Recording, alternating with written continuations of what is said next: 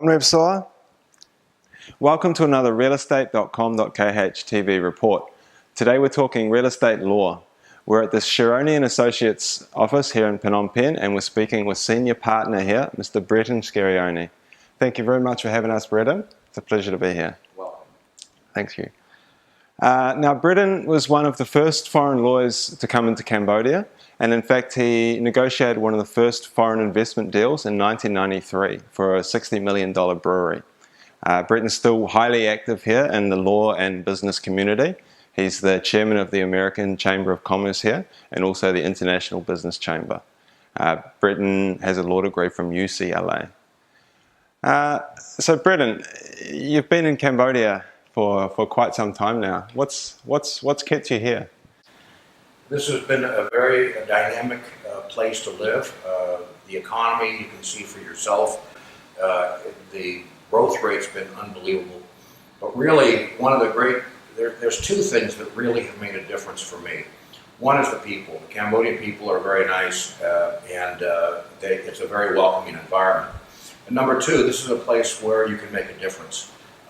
The Cambodian government has a lot of interest in getting ideas and support from the business community, and in that respect I've been very active not only in two chambers of commerce, the AMCHAM and the IBC, but also in terms of public-private dialogue under the government-private sector forum, which was founded in 1999 by Samdech Prime Minister Hun Sen.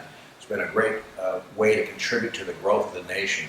So there's no reason to be bored in a place like Cambodia. So much needs to be done and so much can be done. So, Bretton, clearly in the last 20 years you've seen massive change in the market here. What are some of the most significant and defining changes you've seen in the real estate market? There really, in my mind, I break out two different milestones for Cambodia for real estate. You know, back in the middle part of the last decade, this was a very, very superheated real estate market environment. You had a lot of construction going on. You had a lot of properties being flipped.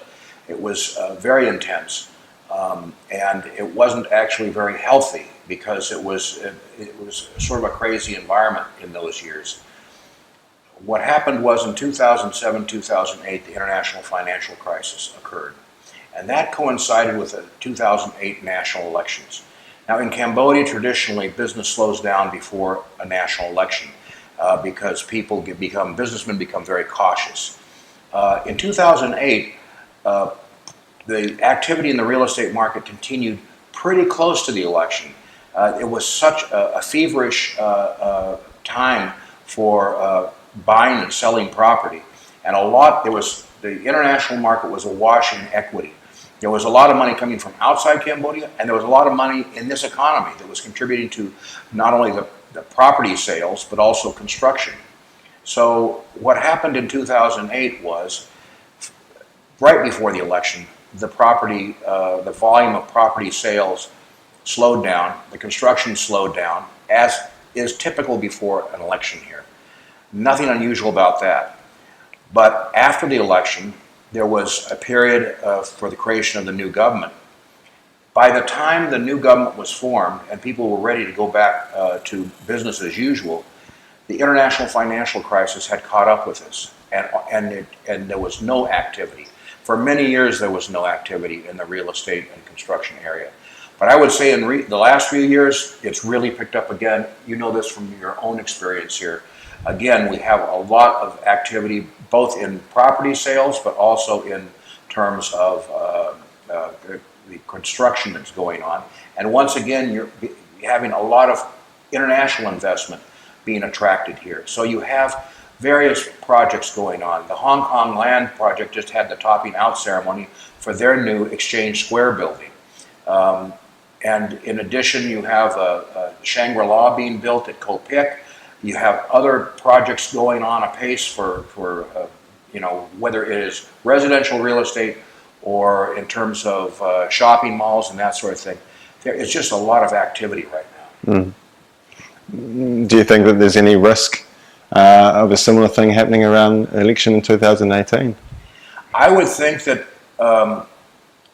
Again, in my experience, my anecdotal recollection, in the early years, for example, the first election we had was in '93 and then again in '98, the business slowed down months before the election occurred, many months.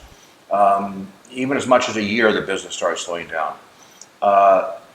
Then, as the Cambodian people got more confidence in the electoral process here, the time period became shorter and shorter. Like I said, in 2008, it wasn't that much before the election that the real estate sector slowed down. So I would expect this coming year to be no different. I think that business will slow down.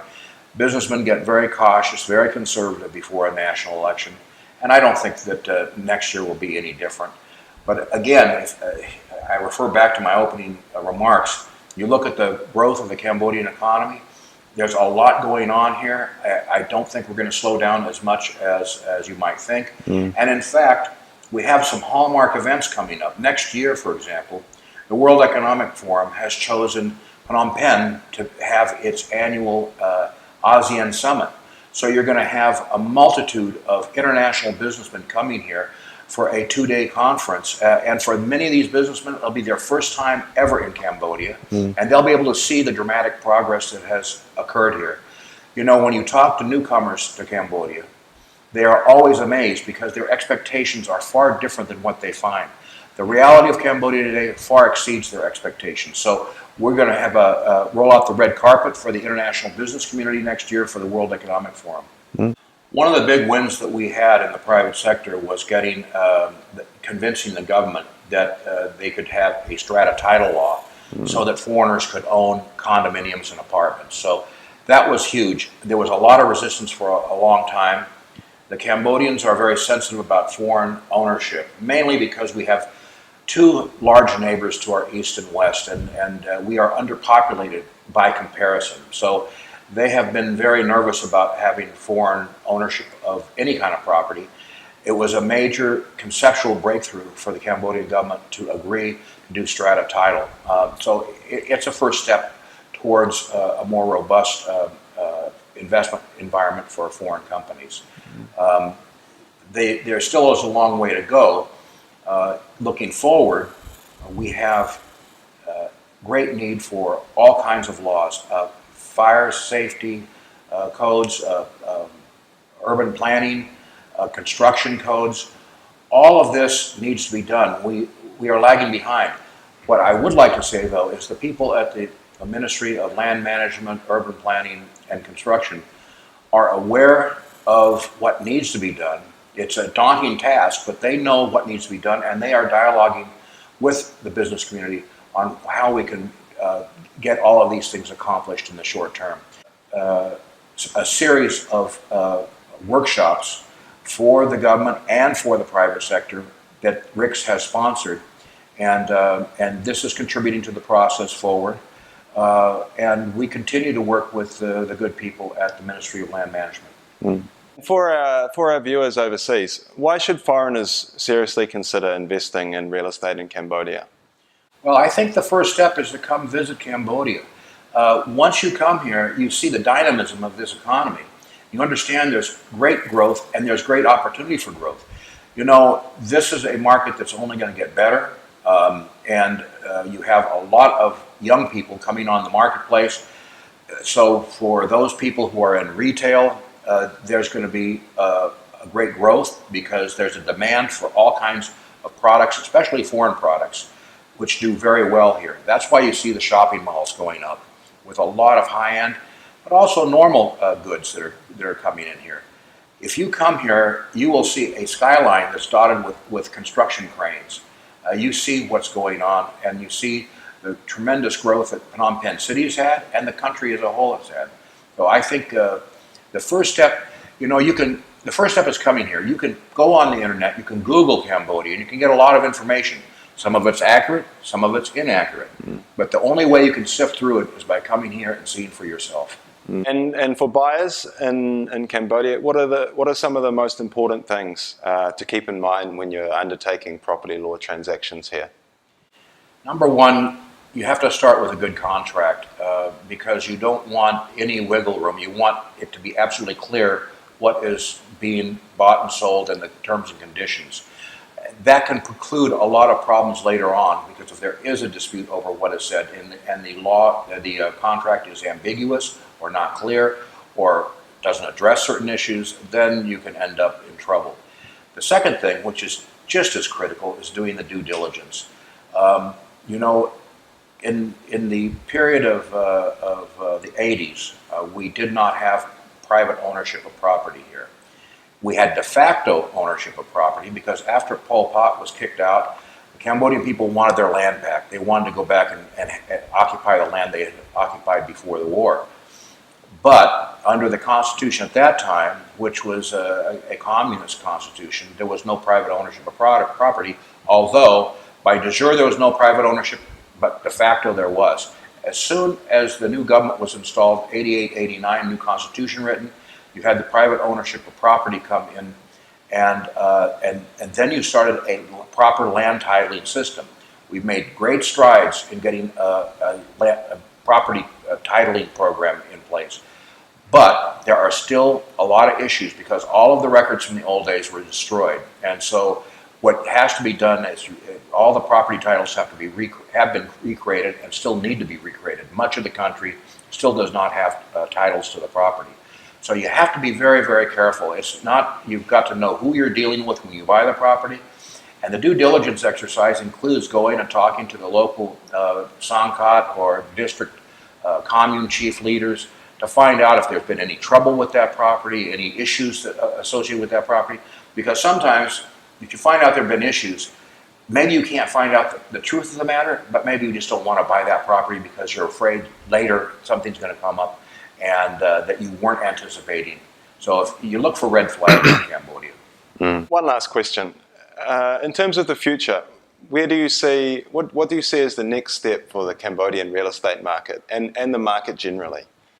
Well, you know, as a lawyer, I have to go back to our earlier discussion. We really need the laws and policies in place that will help the growth. For example, right now, we have, anybody that lives here knows that we're getting Bangkok or Jakarta-style congestion.